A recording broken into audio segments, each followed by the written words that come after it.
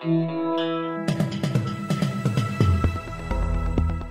listening to the Batuta Advocate's weekly news wrap on Desert Rock FM 96.5. Welcome back to the Batuta Advocate Weekly Bulletin. It's a big week. Rugby League is back. There's a lot going on, and lockdown restrictions are loosening. My name's Clancy Overell, editor of the Batuta Advocate, and I'm joined today, of course, by the newsreader, the Channel Country's favourite newsreader, Wendell Hussey. How are you, Wendell? I'm very well, thank you, Clancy. I'm a little bit sore and a little bit brittle after the return of Rugby League last night, but it's good to have it back, and it does finally feel like things are getting back to normal now. How are you?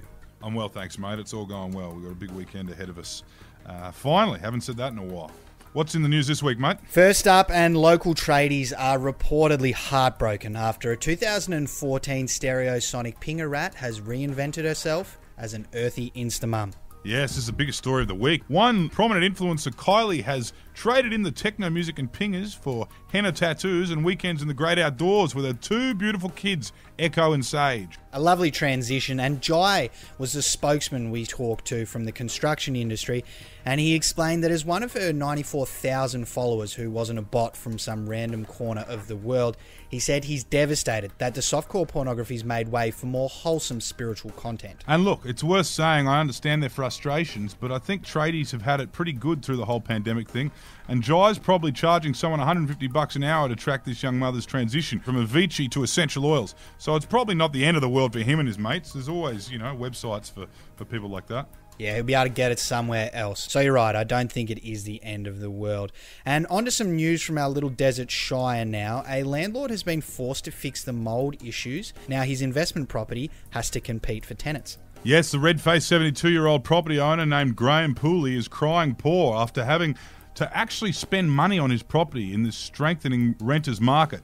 He said it's pretty frustrating how much tenants can actually stand up for themselves. Yeah, it certainly sounds like it's been a real shock to the system for people like Graham. I mean, at least they do have a little old thing called negative gearing, so he won't actually be out of pocket in the long run. And there was a comment on this one from Marissa Barton who said, "Fuck, what happened to a risk-free investment? Isn't the whole point of investing in property so that I don't have to actually do anything but still earn money? I worked so hard my whole life." What do you make of that, Clancy? Yeah, it's an interesting point, but there's a generation of Australians that are used to risk-free investments, so it's going to be hard to recondition them. And in some anthropological news this week, local South African can't handle the banter. They aren't known for their sense of humour, are they, the South Africans, Clancy? Not really, mate. They are rather serious people, rather earnest people, and rather large egos from experience. So this is one particular example. But there's plenty more around the country, I'm sure. A very South African trait there. And elsewhere around town now, the children of some pokey addicts have revealed they were starting to get a bit sick of all the fresh groceries anyway. Well, even as a grown man, I do find things like Brussels sprouts and broccoli disgusting, so I don't really think you can blame them for wanting to go back to the 2-minute noodles and party pies. And that'll likely be happening, of course, when the pokies open back up in line with loosened regulations. Money for things like fresh food, bills and so forth are going to be put back into the machines. And the kids did tell us, with the pokies opening back up, they're keen to have as much time as they want on the iPad, even if it is in the back seat of the car parked out the front of the pub.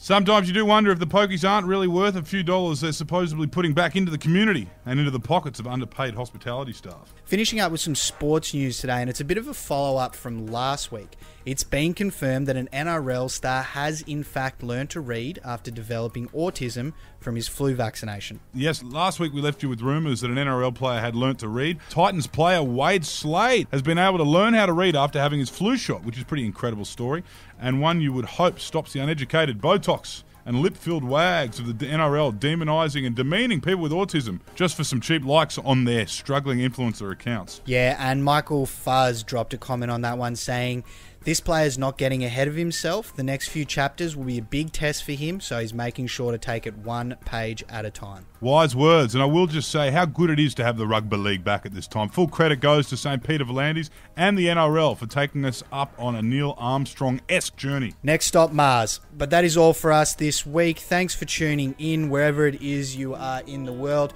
We'll be back again next week with all of the biggest stories from our humble regional newspaper. But until then, my name's Wendell Hussey. My name's Clancy Overell. You be kind to each other, look after each other.